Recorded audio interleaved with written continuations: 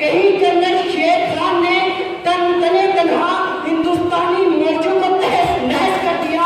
कहीं मेजर शफीक शरीफ दुश्मन पर घायल शेर की तरह टूट पड़े, कहीं कैप्टन मोहम्मद सरवर शहीद को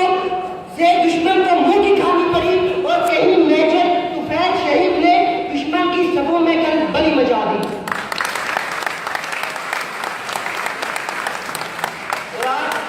इन दिनों में हम फिर से सुन रहे हैं कि हमारा दुश्मन एक बार फिर पाकिस्तान पर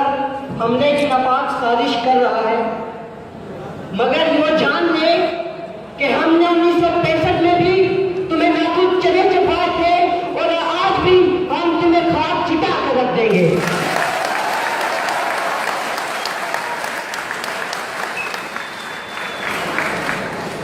आज भी हमारे अंदर वो जोश और जज्बा मौजूद है कि हम आनी टेकू तले ले जाएंगे। हम अपने से कई गुना बड़े दुश्मन को खाक चिता देने की सलाहियत रखते हैं। हम आज भी अपनी मुल्क